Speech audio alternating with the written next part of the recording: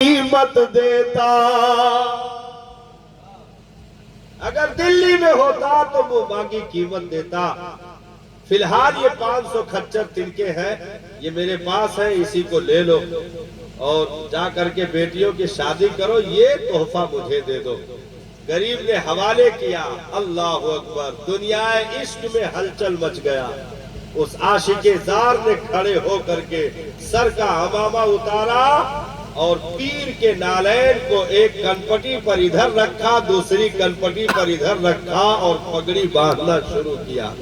پگڑی باندھ کر کمپلیٹ کی اور جھومتے ہوئے دلی کی طرف روانہ ہوئے۔ ابھی حضرت محبوب الہی کے چوکھٹ پر پہنچے تھے، آپ اندر بیٹھے تھے، دیکھا دور سے مسکرا دیے، کہا پٹھان جنت بہت سستے میں خرید لی، پٹھان جنت بہت سستے میں خرید لی، بڑا سستا سودا ہو گیا۔ تو ایسے محبتوں کی آماج گاہ کو ہندوستان کہا جاتا ہے صاحب، جس میں کہ پیر نے کہا تھا، حضرت نظام الدین اولیاء نے اگر شریعت اجازت دیتی تو خسرو کو ایک ہی قبر میں لیٹنے کی اجازت دے دیتا۔ وہ کہ آج بھی داستان لکھنے والوں کے قلم جواب دیتے ہیں صاحب کہ ہندوستان کی مٹی آج تک کوئی دوسرا خسرو پیدا نہ کر سکی اور دوسرا کوئی نظام الدین اولیاء نہ بنا سکی۔ وہ عشق کی داستانیں صاحب، تو انہی امیر خسرو نے کہا تھا کہ ہندوستان کے سمندر کی مچھلیاں بھی سنی ہے۔ ہاں وہ ہندوستان، لیکن جب اس گلاب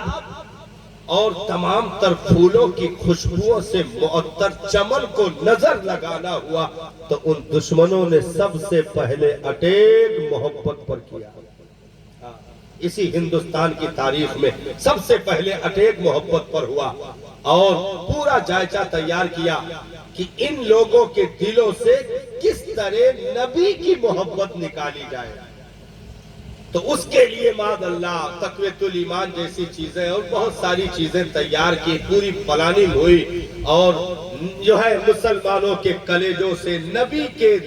عشق اور محبت کو نکالنے کے لیے منبر و محراب کو منتخب کیا گیا۔ ساری چیزیں ہوئی اور اس بربادی کا نتیجہ دیکھا گیا کہ اسی دلی جامع مسجد میں منبر رسول کو پامال کیا گیا، اسی دلی جامع مسجد میں نہ جانے کیسے کیسے ننگے اسلاف کے خواب دیکھے گئے، اسی دلی میں نہ جانے کیسی کیسی بھیانک چیزیں رونما ہوئی، عشق مصطفی کا نشہ ہرن ہوا، محبت سے لوگ دور ہوئے اور تمام تر بکواسیں پیدا ہوئی۔ تو کلمہ پڑھنے والوں میں، برادریوں میں، ذاتوں میں، ٹیموں میں، اپنے تمام تر سلسلوں میں، عقیدوں میں بٹ کر کے جو ایک بندھا ہوا گڑ تھا وہ پھوٹ کر بکھر گیا صاحب، وہ ساری برادریاں پھوٹ گئی، سب نہیں تو ایک کلمہ کے نام پر سب جمع تھے، سب اکٹھا تھے۔ یہ ساری حرکتیں ہوئی کیسے؟ محبت پر اٹیک کیا گیا۔ تو محبت کو مارنے کے لیے، محبت کو ختم کرنے کے لیے یہ آج سے سازشیں نہیں جاری ہے بلکہ بہت زمانے سے یہ سازشیں چلتی آ رہی ہیں اور کچھ حد تک انہیں تھوڑی دیر کے لیے کامیابی بھی ملی ہے۔ تو اس دور میں بھی یہی حال ہے کہ انہیں اگر جو ہے کرتبہ کا میں نے ذکر کیا تھا کہ علماء کی محبت قوم کے دلوں سے پہلے نکالو،